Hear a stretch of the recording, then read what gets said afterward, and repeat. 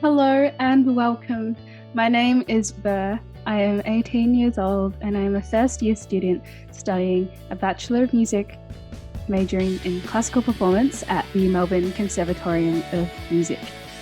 Welcome to this series of interviews, which I have titled A Feminine Conversation, a space where I speak with women from many diverse backgrounds, learn about their experiences in life and how those experiences have shaped them, and the influence of diversity on their lives today. Before I begin, I'd like to acknowledge that I am on Dja Dja Wurrung Country and I pay my respects to elders past, present and emerging, and also acknowledge their deep, rich culture and connection to storytelling. I hope that you enjoy this series of interviews with the incredible women. I have a wonderful lineup. I'm very excited to share them and share their stories with you all. And I hope that you enjoy. Hi, everyone.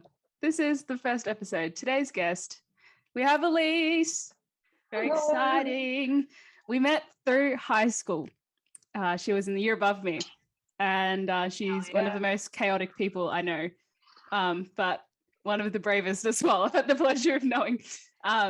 We also happen to be the same star sign, so naturally we share tons of similar qualities.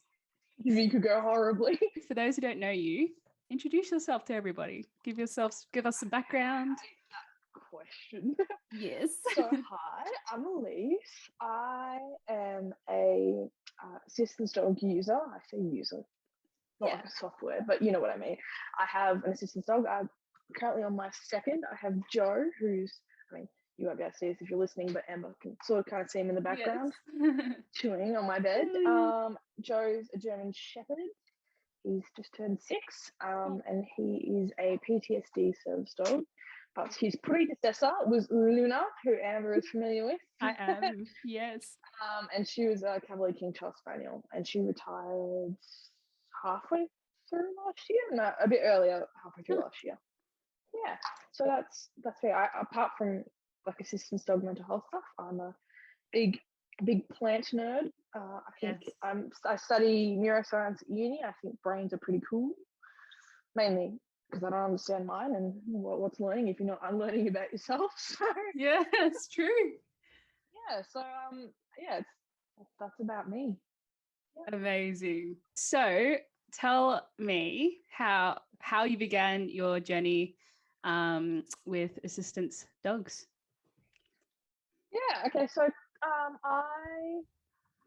I was in. I think it must have been. So it started about 3 years ago, I think now. Which is quite unusual because usually I would still be my first assistance dog, but I trained Luna myself. So Luna was an owner trained assistance dog, whereas Joe's a program dog. But I was in Coles in at one point, and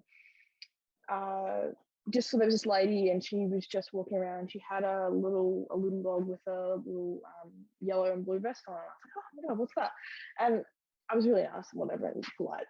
Went up and I just said, oh, what are you? What's the deal? And she's like, oh, she just really nicely explained to me that this was her assistance dog, and because I originally just thought it might have been an emotional support dog, and I was like, that's unusual. You don't see them out. Yeah. And she said, oh no, he's an assistance dog. And I was like, I think it was like a Shih Tzu cross. I was like, oh my god, I've never seen Shih Tzu as an assistance dog before. Like, that's so it wasn't, I just said I'd never seen it. I've only ever seen labs before. I hadn't even seen. I knew German Shepherds were, because German Shepherds were originally the first guide dogs before they got onto labs. So they were, they were the first official assistance dogs, really. But then we eventually changed it to Labradors just because it was easier to guarantee temperament and stuff like that. But yeah, so she just effectively told me about it, and but the organisation she was through, they specifically focused on psychiatric service dogs, which is another section I'd never heard of. I'd only ever really heard of like autism service dogs, diabetes, seizure alert, stuff like that, mobility assistance dogs. But I hadn't really heard much about psychiatric assistance dogs.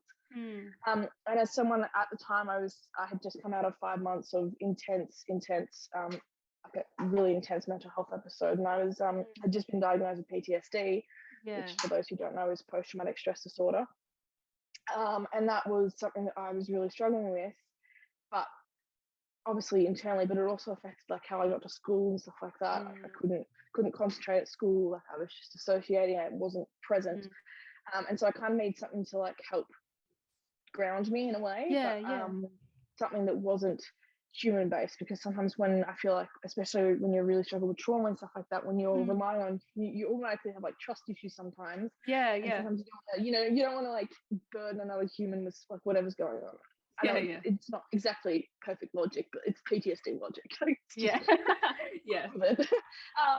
So I, she took me that she gave me the details for this organization. I was like, oh my god, cool. And then but somehow I had Luna. I just had her as a pet dog, and I didn't think she would, but she managed to pass through all the temperament tests to be an assistant dog, which now I look back, I'm not surprised. And we began our training journey. So we had our 1 year of training, like in training, before we sat our public access test. And in that process, like it really opened the gateway to me for how much of a difference these dogs can make. I went from for example, like she was trained to alert to like certain behaviors that I'd start to exhibit. So if I, like, one of my things, I mean, we all have them, like little tells that we're getting a bit anxious or whatever, or so people, and sometimes some people bounce their legs, some people like get really itchy and stuff like that as like an anxiety response. And for me, like I would get itchy and stuff, and I would get like my leg would bounce, and Luna was trained to, that's all like kind of subconscious stuff. She'd be trained to like alert me to that. She kind of had like a scaffolded response. Like if I just the first time, like she'd just boot me on the leg. Second time she'd like swat me without a thing, and then if I still wasn't listening to her, she'd bark at me.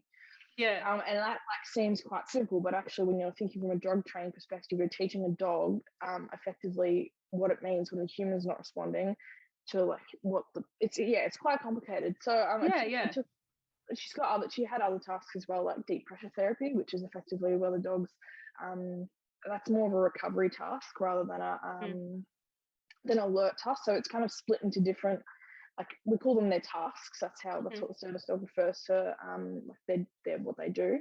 And you have alert tasks, guide tasks, oh my god, like recovery tasks, and there's a couple of other sections. And I've got for Joe and Luna, I had ones speckled all between those subcategories. So Luna and I did lots of that stuff. So like I was mentioning before, deep pressure therapy, they lie across, you have two big trigger points on your thigh area, or and they just lie across there, and it just provides, it's like a weighted blanket. If you do you have a weighted blanket? Have you ever been under one? Some people really enjoy that, and it's like quite grounding. And Luna was 10 kilos, which is the size of my weighted blanket, so it was enough for me. I don't know if I could have done any lighter, but that was just that. It helped me when I did get very hypervigilant and stuff like that, and had a bit of a PTSD episode, that I could come down from that much faster, or even possibly prevent it by Luna's tasks. So it just gave me a bit more of a quality of life back. The only thing I think I had with Luna was that because Luna was such a cute looking dog, she was Cavalier King Charles Spaniel, she tended to gorgeous. She just loves everyone. She's a bit crazy for us. She's a bit of a slug. Bless her. But she but because she's just so cute looking, and she's not what I say conventional assistant like a typical looking. I say that in air quotes because I'm of the belief that we should be moving away from that, and I think we are very slowly. It's just a lot of education and stuff like that, because realistically it's not about the breed of dog. Yes, there are certain breeds that yield more of a higher, like you've got a higher chance of that dog just based on temperament and stuff. But there are, like for me personally, I wouldn't think that a Kelpie or a high prey drive animal would be a good assistance dog. But I have friends that have border collies and Kelpies that are perfect. It's just like you have a lower chance in some breeds, but doesn't mean that they're not there. Do you know what I mean? Totally. But so like Luna, she was absolutely fantastic. I'd say she was an absolutely fantastic like gateway into the assistance dog world for me. Like I really got to learn especially because I was training them myself, like I got to really learn a lot about like how humans, how the dogs respond to humans, and like how their response is based off that. Yeah. Which really set the well up for Joe, because Joe's quite a sensitive dog. And so sometimes when he has reactions that I perhaps wouldn't necessarily want, like something like just I don't know, like he's not necessarily picking up on something, or he's being sometimes he'll put himself in front of someone. Yeah. Sometimes I have to be careful, because sometimes we call it traveling down the lead. It's similar to horses, how they pick up on your changing emotional state. Some dogs are more prone to it than others, so they can kind of not internalize it, but they go, oh, you're feeling a bit nervous. Instead of like being super grounded, I'm actually going to go and do something about it, which is not necessarily a bad thing, but there's a time and a place for it. Yeah. Which is a big benefit of Joe, but it's also something that I had to learn about it's another positive thing of having an assistance dog, is learning to keep your own, helping to learn to keep yourself stable in order to bring out the best in the dog, so the dog can bring out the best in you. It's like it's all very detailed. I think a lot of people, when they think of assistance dogs, they tend to think of it on a quite one-faced, like quite one-dimensionally, in the sense of, oh, what does the dog do for you in terms of tasks? But it's like there's so much. I like truly can't actually. We'd be here for hours talking about like the ways that assistance dogs help people, and especially have helped me, because it's everything from like making sure like you've got a routine. So like, okay, I have to be up by certain times to like make sure he's fed. I just use Joe in this example because he's my current dog. Fed, walked, like it like just that simple act of providing a routine for someone that has mental health struggles, or regardless of what kind of dog it is, it helps to build that. That's just one aspect that people don't necessarily think about, and just that self-awareness has to come around from assistance dogs and stuff. But yeah, so sorry, I diverted a bit. No, this is good. Yeah, it's great. Yeah, learning a lot already. Luna, and then Luna retired. She had an accident in the start of 2020 with an escalator. It was not unfortunate. It was not. It was entirely my fault. Happily, but not happily admit that. That was a massive learning curve for me. But she was absolutely physically fine, but I feel like completely fair enough. She was a little bit more wary of what was going on around her since then. And for an assistance dog, you kind of need their focus to be inwards on you, rather than anticipating everything that's coming on the outside. So she's a little bit more anxious, which is completely fair enough. And she really wasn't enjoying work as much. She was, like I said, she was completely physically fine, but there was she changed a bit. So we started, and also she was reaching the age where we started to need to look for her, because she was middle-aged, that start looking for other options. And then, because we'd switched organisations to another one based in Bendigo. Okay. Right. And it was much more hands-on, because the first organisation was based in Sydney, so I barely had any contact. It was just a lot more personal than the one that we're with currently. But this organisation does a process called co-training. So you kind of have when you're training assistance dogs, you have owner training, which is where the owner trains the dog single-handedly, and sometimes you have the help of a trainer, but it's very much you doing the work. Then you have co-training, which is where it's a joint, the organisation and the human, and then you have what we have program dogs. Which is what Joe is, where the organisation trains the dog and then you get given the dog. And so that was middle of last year we decided to do that, and I was matched with Joe. We just phased out Luna in her work and then brought him in. But I was very keen on having, I know it sounds bad, I really struggled with Luna with the amount of attention she brought to me. Like the nature of my PTSD, and everyone's different, is that I kind of just want to get left alone. Like I really don't like people coming up like behind me and trying to pat my dog, and it's like really, people stay out of my space, I just want to be ignored kind of thing. That's not the same, because for some people, like quite often a lot of war veterans and stuff like that who have PTSD, they often struggle to make social connections and stuff like that, and they want to engage in that conversation, which is why often we use Labradors and stuff like that, because a Labrador is like, everyone knows a story about a Labrador, like it brings in people, like how Luna brings in people. But for someone like me, who I'm not a veteran, but suffer PTSD in a domestic sense, that I really don't want that attention. I'm completely capable of making social connections when I'm safe to, when I feel safe to. But if it's going down to the grocery store, so we Joe, he's quite big. He's quite a big German Shepherd, and he's got a presence about him. And also his breed helps too.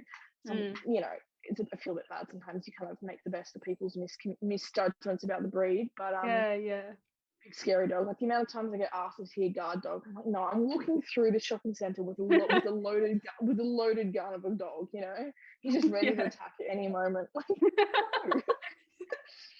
No, it's weird about those like stereotypes around breeds of dogs. Like, it's so internalized in so many people. Just be lying down, like sprawled down on the floor. Like, I was thinking one time I was getting my nails done, and it's like, is he a guard dog? And I'm like, if he's a guard dog, he's really fun because he's just letting you do whatever. Like, anyway, it's just funny, people's misconceptions, but sometimes you kind of have to use that just because, like, we had a situation with Luna where I was in Launceston Airport, travelling back home to Victoria, and we were waiting and our flight was delayed, and some of the people that were on our flight, there were like 17 women coming back from a golf tournament. But because of the delay, they decided to go get absolutely wasted in the airport bar. And of course, so I'm like standing there, I'm waiting for my flight, and Luna and I just got swarmed by like these 17 drunk women. And they were like touching us, like trying to pat Luna. It was awful. It was that's horrifying. It was awful. That's so awful. Drunk.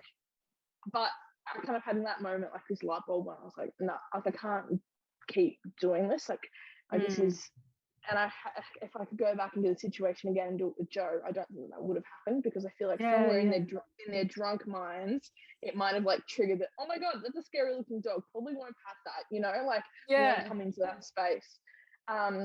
Nothing to do with his temperament, but just that using that preconception to my advantage. And that's but it's amazing the difference between the dogs, like what each dog gives me. Like I went to Newcastle in New South Wales November last year.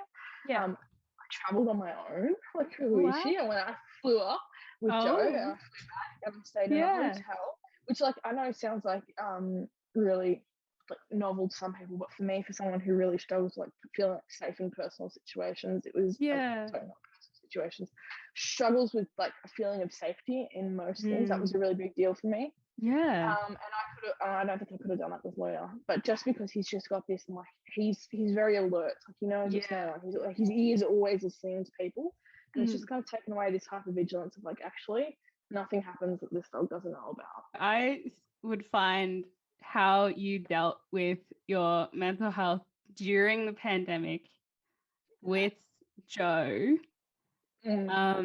How did you kind of navigate that? Because it's such a like challenging thing. I know, just for like even people who had like partially sound mental health at the beginning of the pandemic. And everyone you know struggled throughout. Exactly. And I think too, like spoiler, I didn't do well. Public service announcement. Actually, no, that was mainly 2020. I found 2021, I don't know if anyone else knows, I actually found it to be worse than 2020. I feel like the novelty of the pandemic was kind of there in 2020. And like, I don't know, like, by 2021 we were like, no, this can properly go away by now, thank you. And we've had our fair share. Can you go? Get rid of us, please. And we could. Like we used lots of stuff ups and like, you know, vaccine rollouts, was like, no, we just want life back to normal. And so I think that whilst I feel like my mental health was better in 2020 than what it was in 2021, just because I felt like last year we didn't have any sight of when it was going to end. Like it just seemed like it was never going to end whatsoever. And when I got Joe at the start of that big July lockdown that went through to I think past October. It was July through to October, I think it was. That sounds and I got him literally the day before. We went, like we knew we were going in, and then my trainer like ran down with him. She's like, take him. we should have had a 5-day handover. We had to shorten it into 1 day just because we knew that lockdown was coming. Yeah. So that was, but it actually wasn't too bad. I mean, it had its pros and cons. You know, if we talk about you know, how we managed the pandemic. In a normal situation, because the process of becoming a team, an assistance dog team, is a lot of the dog learning how you react in different situations and, you know, stuff like that, and calibrating. And it usually takes about 3 months. Well, we literally had that 3 months, but instead of what we would have normally been doing of going out to the shops and stuff like that and different situations, well, we were going to the shops like for 20 minutes once a week, and that's all we had, and the rest of it was in, like, lots of dogs from their dogs kind of went to bed. I got during you. the pandemic, and assistance dogs a lot of the time were no different, because especially assistance dogs who are so used to that, like that external stimulation, like they have such a high work drive, they were kind of sitting there like normal pet dogs.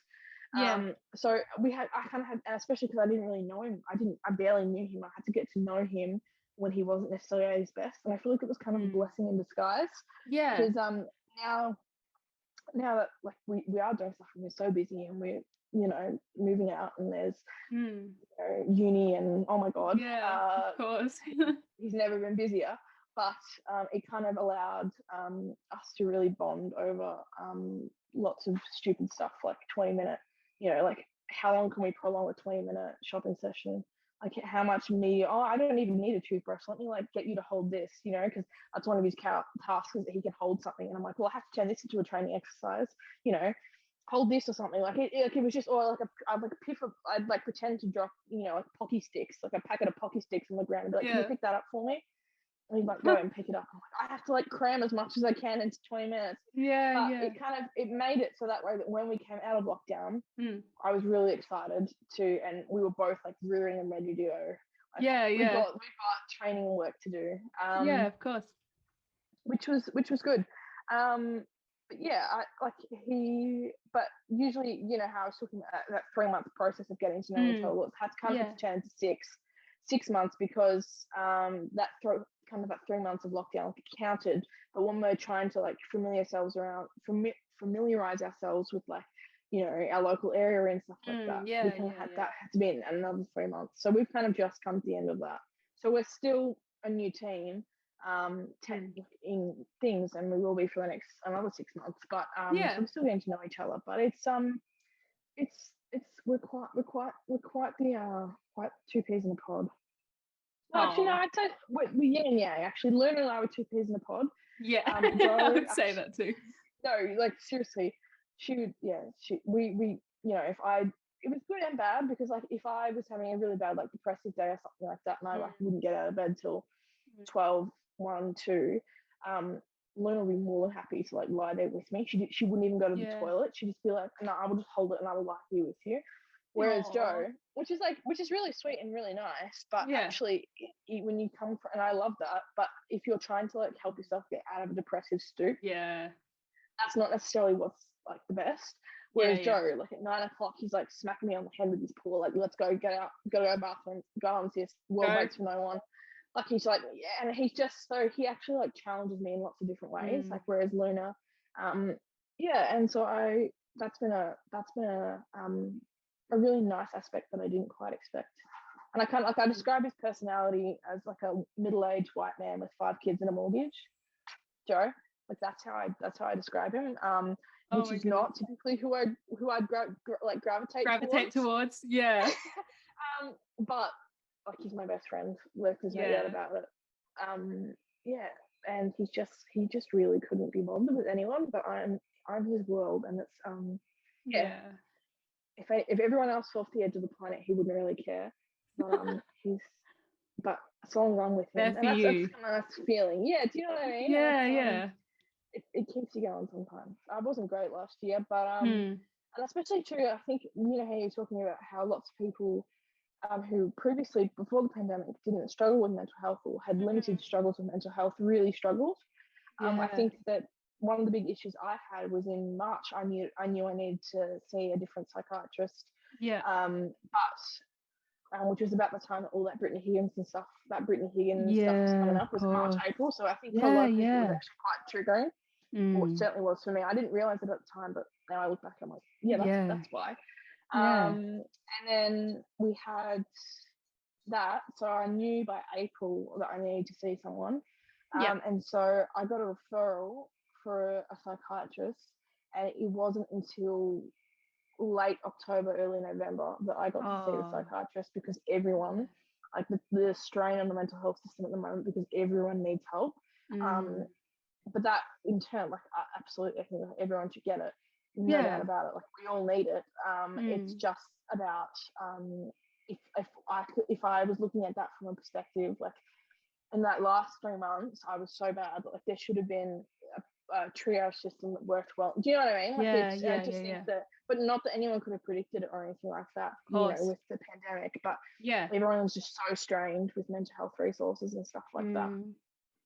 But I think it really opened your eyes up to how many people were struggling when previously, like, you know, like, even last year, I think the start of last year, when the pandemic just hit, and we had our first lockdown, people weren't nearly as in need of mental health assistance as what they are now. I don't think it's necessarily all a bad thing. I think we've all had to be a lot more kinder to ourselves and to each other because of it, because of the pandemic. Gotta put our compassionate pants on. I think that's what, hopefully that's what a lot of us get out of the pandemic is I haven't seen it all as bad. Like, we've got to put our compassionate pants on sometimes. And I think because, you know, for us both, we've had losses of lives in our communities, which, like, rocked so many people. And I was talking actually with a friend about this, like, a couple of days after we lost a friend, and I hadn't actually, like, talked to him since we were 12. We did, like, a dance thing together. Like, I found an old video, said, oh my goodness, like, we did this together so long ago. So I sent him this video, said, you know, I hope that you're doing okay. We went to the same school as well, and I'd like seen him around and stuff. And we were talking, and I said, it's really sad that something like that, love the wall, by the way, something like that, like, makes us realize how important community is. Like, exactly. You know, and, like, how much you can miss people. Yeah, and it's so, like, sad that it had to get to that point for so many people to realize the importance of community. You know, I grew so much closer to a lot of other people that I kind of were acquaintances at school. But we went to get flowers and kind of talk and support each other. And a lot of us found out in an awful way, like, at school. They were just like, they just all had to read out this, like, standard notice. And I found it in maths class, and I had a substitute teacher, and he read it in, like, such an insensitive manner. And I, like, sat there. I was like this. I was, like, completely in shock. Because what does your body do, like, when you hear something like that? You just, like there's nothing there. You're just like, what? And then he just, like, continued to make, like, jokes about horse betting, because we were doing probability and methods. And I was like, that is the most insensitive thing that I've ever seen anybody do. I think, like, and I think too, like, I think that person who lost their life that we both knew, I think for a lot of us it was when we were looking, I remember looking, I don't know, did you attend, I don't know, did you attend my funeral? Yeah. I remember I was sitting there, and when I first looked, because it was online, I remember seeing how many people were there, and I think it was like 1,400 people. So many people. And I actually had this moment of like, brief gratitude. As much as the pandemic, I don't think helped that person in the later times of their life. I think that there is no way, if the situation, had the funeral happened in a non-pandemic setting, that there would have been 1,400 people that could have come together at the same time to celebrate someone's life.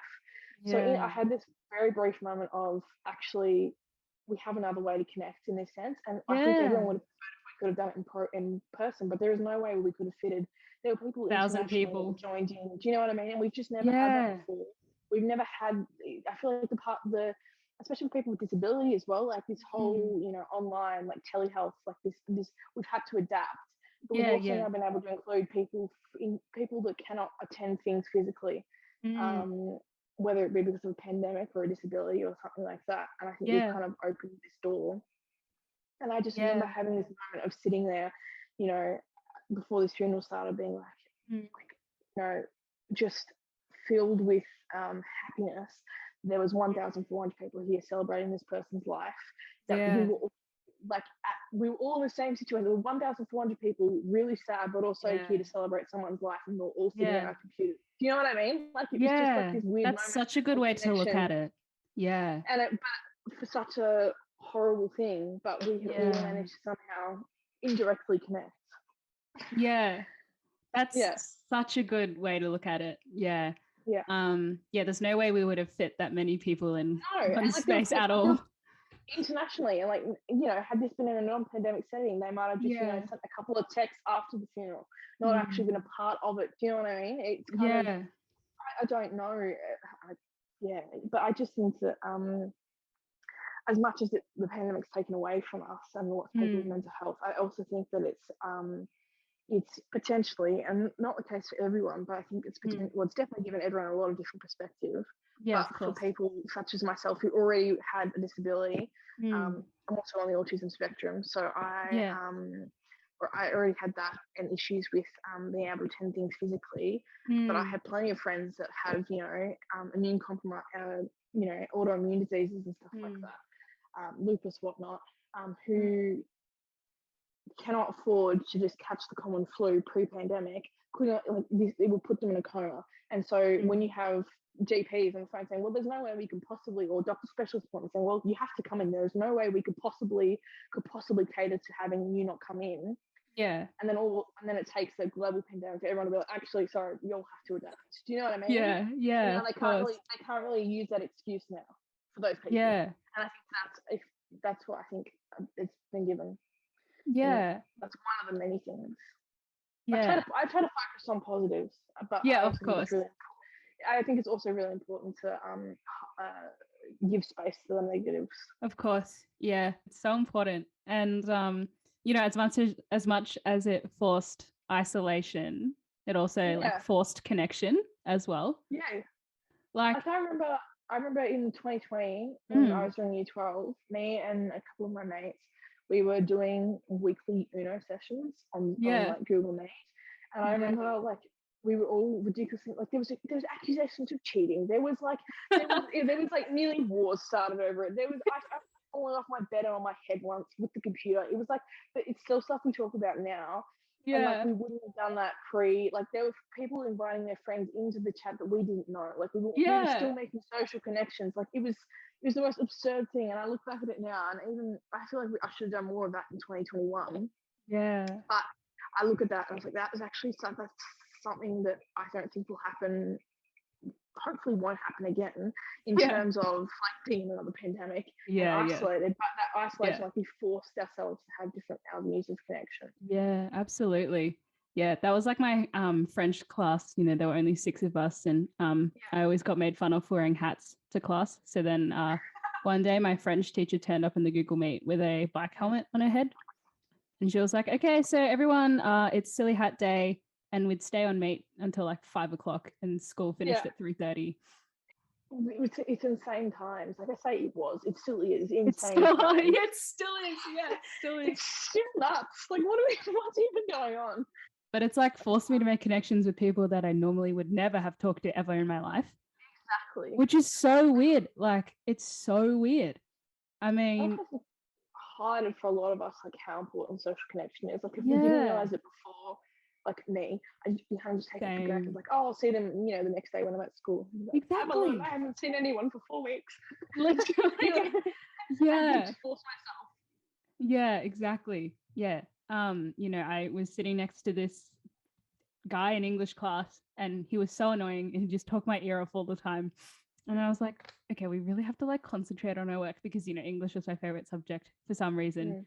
And then that tragic event happened where we lost our friend, and we actually got really close. Because we'd tell stories like he used to play like Xbox with this person when they were 12, and his dad read out all the beautiful memories that people wrote. And I was like, oh wow, I had no idea that him and this person were so close. And I'd tell him how I'd see this person drinking out of a massive bowl of tea. Do you remember at high school? Everyone used to do that. Oh my God, yes. Yeah, the bowl of tea. And I once saw him eat. I once saw him eat a big thing. He got like I don't know. We used to get these feta cheese. Yes. Like the cafe. But I remember once seeing him fill it up with cornflakes and fill it up with milk and then eat. Yes. He would walk out the cafe eating. And then you get yelled at. A bucket of cornflakes. And I'm like, just let the man eat. He got yelled at all the time for that. Big things of tea. Yes, the big things of tea, and just sharing like silly stories like that. I think my favorite one though, I have to share this. It's so funny. Come on. Exactly. So we went on the big trip. For those who don't know, Elise and I's high school does this incredible thing in year 9 where you go on a 6-week trip overseas, domestic now, but for both of us we were overseas for our trips. And this person was in the first group and I was in second. So I think each group left 2 weeks apart or something similar to that. Yeah, same year. Yeah. And we actually were staying, this was in Spain, I think, and our groups were really close together, like our houses that we were staying at. I think they were like neighboring towns. So we had to drive past theirs to get to ours. And, we're driving. My friend, she's in the passenger seat directing, one of our teachers to go to, our house that we're staying at. And the phone, like a text pops up on the teacher's phone. I reckon just use names. Just use names and honk it out. Oh, good. And good driving for me. I went in the calm car. We had the doof bus and then we had the chill bus. So I was always in the chill bus. The doof bus, self-explanatory who drove the doof bus, right? Self-explanatory who was also in the doof bus. Not me. So we were driving first because the doof bus popped their tire. Typical. No surprises there, am I right? And gets a text on his phone. Yeah. And it's from, because he was the leader of the first group and legendary. Absolutely legendary. Gets a text like, how far away are you guys? And then starts to like put the pieces of the puzzle together. And she kind of turns around, she looks at me and she goes, what's, and then she's like, give me this look. And I'm like, what are you trying to say? Like, I don't know what you're trying to say to me. You're making me really nervous. And then we like stop on the side of this road. And we get out and we're like, what is happening? And then he was like, oh, it's just, it's like a break to stretch our legs, And we were like 15 minutes away from our house that we were staying at. And, we get out of the car and then we open this gate to this house. I'm like, what are we doing? Are we like breaking into somebody's house? Literally, we were breaking in. And it's like, everybody duck behind this pool. And I was like, what is this rest break? Like, what is happening to me right now? So we're all ducking behind this pool. And I look at the washing, like the clothes hanging line. I see this person's shorts, like the flower shorts that they always used to wear. And then their hat. And their hat. And I was like, oh my God. Like, we're at our friends, like, we're going to see our friends. Like, what is happening? And then there's this, like, so we're all, like, behind this pool. We're, like, shoulder to shoulder like this. And I'm like, okay, well, I know what's going to happen, but when are we going to do it? And then I just hear this person going, oh, my God, the old people are coming to get us. And then, because, we weren't being incredibly subtle, we were making noise. Oh, yeah, you were like, what are we doing? Still breaking like, oh, stop it. Like, give me my space or whatever. And then you just hear this person's like bellow, they were very, they demanded attention. They were like, oh my God, the old people have come to get us. And so And then like jump up, and then we were like, oh my God. And then, you know, we all saw each other like for the first time in like, a month. And it was like just this uproar of noise. It was like screaming, crying, lots of screaming, lots of crying, confusion, lots of confusion, elation, terrified. And then this person, you know, he hugs me and he goes, I genuinely thought we were going to die. I was like, what? And he goes, oh, it's just because next door there are these weird Spanish old people that like do weird chanting at like 1 a.m. in the morning. I heard, yeah. And they were like, we thought they were coming to kill us. And then we were like, well, surprise. Yeah. And then we all just ate like lunch and hung out. And then we drove off to, you know, wherever we were supposed to go next. I can't remember, some farmhouse. But it was like, I haven't seen those people in such a long time. But then it's like, you know, a story of like one that you tell around the campfire, like joy and elation and like some good memories of like people that aren't here anymore or like I haven't seen in a long time. You know, like I found that during the pandemic, you know, it brought out a lot of people's creative sides as well. Because, you know, we had so much time on our hands. As hard as it was, you know, it had some beautiful, beautiful things intertwined within it. I want to know, off the top of your head, what is like the funniest story that you have of Luna and or Joey? Because dogs are funny like that and they have weird mannerisms or things that they do or interactions with people that have made you laugh. Oh, I don't know. I don't know if it's necessarily like the funniest. I just think that like, or the weirdest. Like they are fun. They're funny, but for me, like they're one of my proudest moments. Like as if my mum was like my. You're such a dog mum. I hate that. Like, but I was like, I so am though. I remember we had the first loss we had. I think it was 2020. We had someone that had left the school. And I remember, I think it was halfway through 2020, and this is when I had Luna at school still. And I remember at high school, and I remember it happened over the weekend, and we'd gotten news of it on Sunday, and then we came back on the Monday to school. And I remember we all were standing out in like this grass area, like on the basketball court, and we were all talking about this. And I remember looking at everyone, and everyone was so upset and so sad. And Luna kind of looked up at me, and I don't know, like just kind of like juju wuju shit. It's not. She kind of I just kind of got this vibe from her. She was like, "Just let me do my thing," and I was like, "What are you like? What are you gonna do?" And I was like, "Wait!" And then like there were people, and I just because when the service dogs have their vests on, like no one else is allowed to pat them, and that's because typically she's focused. They have to be focused on the person. And I just went for today. Luna is just going to like be the school's assistant's dog. And she's gonna be everyone's dog. She was everyone's dog, and so she had her vest off. I asked our principal, and I went, and she had her vest off. I think it was for the next 3 or 4 days. It ended up being, and she would like go into classrooms, and she would like. I remember there's video somewhere of me being in like our philosophy class, and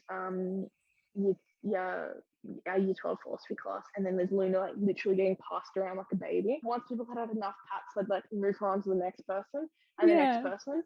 And I remember like teachers were like, and I just remember like, as a, whilst it's not funny, I'll always like remember that because she managed to provide we got to spread the love. Do you know what I mean? Like she helped me so much, but she also then in that situation she really got to help other people. And especially there were lots of kids in the young year levels who still didn't quite know how to comprehend, and they didn't know this person had passed because they'd left school and stuff. Yeah. There was a lot of this person was quite close with a lot of the teachers. So all the teachers were quite weird, but Luna just kind of went in and she was just like, let me do my thing, let me soak up everyone's.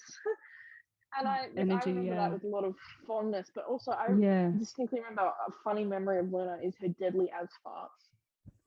As in class, like horrendous, like a clear That's room. so funny. But also like times where like she would just like roll in wombat poop that she found. Like it was just disgusting. And, like I have memories of me and one of my other friends, you know, there, and we were like holding her, like hosing her down with the goddamn hosing her with like the garden hose because this thing stunk. She'd somehow like rolled in wombat poo, and it was like a whole thing. Her nickname is Festy Vesty. She wears a vest. And we went to it was this lovely outdoor red guy once who my sister was like abseiling or something, and he was the funniest dude I've ever met in my life. I'd known this guy for 20 minutes, and he's up the top of like this cliff, and then he goes, I know her name, it's Festy Vesty. As he just seemed like rolling horse poo, and I was like, oh my god, that's disgusting. And I was like, you're so right, and it's stuck ever since. Fitting. So Festy, and that's like all of my friends know her as Festy Vesty. I love that. She's truly disgusting. She's so pretty to look at. She's so pretty.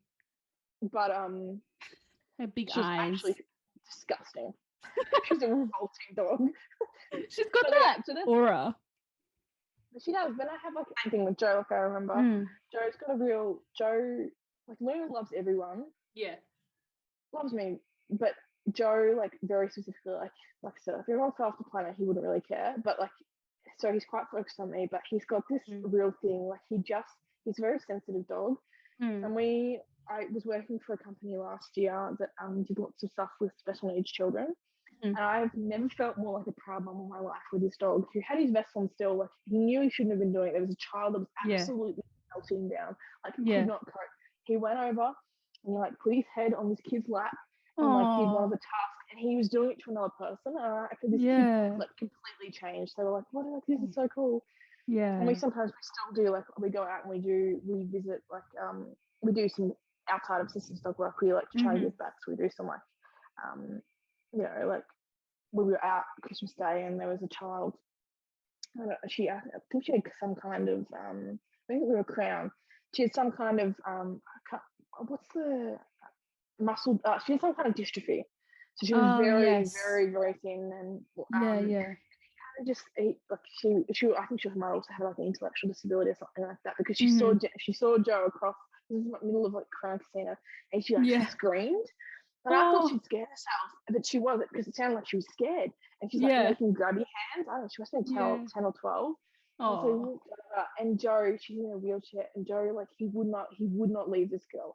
She was like his ears, and I just bless this dog. Like he's such but again, he's also a big like, he's not a big farter, but he's pretty dumb. Like he's got this thing where like you'll be sitting there and you'll be patting him and you like rub his ear, and like it's really hard to describe. You know how dogs do downward dog? Yeah.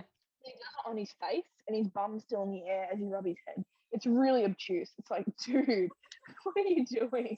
Caution type of thing. So weird. Oh, so weird. They're such a doll. Because German shepherds are originally used for sheep herding, which I didn't know till I had one. I was like, excuse me, I've only ever seen them in police work and stuff. They worked out in the war. They had really good guard instincts or something like that. Yeah. So most of them, they've been bred down so much so they don't have a herding instinct. But for some reason, I've got the one crackhead of a German shepherd that does have a significant herding instinct. I've seen this dog try and like herd statues of sheep. I've seen him try. I've got horses.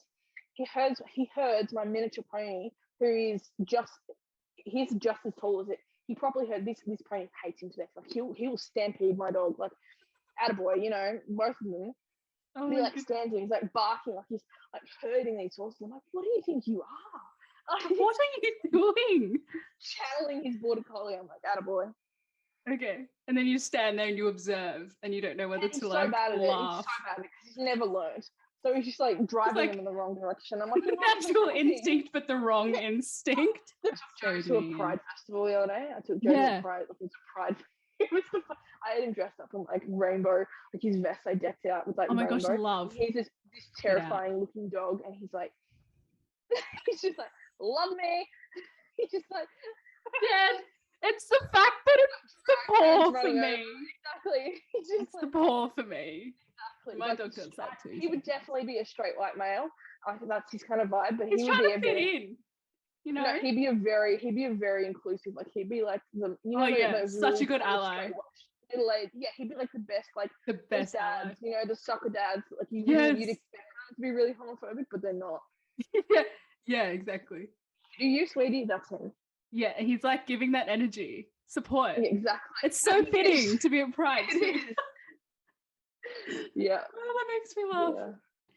Thank you so much for chatting. No, thank you very much. Thank you so much for having me. Thank you for listening to my rambly-dambly chaotic mess. Making up new my words. Chaotic mess as well, you know. Thank you very much. 2 women, very chaotic. Yeah, it's been so much fun. I've learned a lot. Hopefully people who listen also have learned a lot. Yeah, absolutely. You know. And can I do a shameless plug? If you'd like to see more of Joe, he has an Instagram account. I'll get it. Amber, it's assistance.dog. Joey. Here's some more resources about what assistance dogs, because we're going to put a little bit more effort into that this year. That's on my New Year's resolution. Yeah, amazing. Also, some interesting stuff with assistance dog training that I might be doing. Oh, might be coming this year.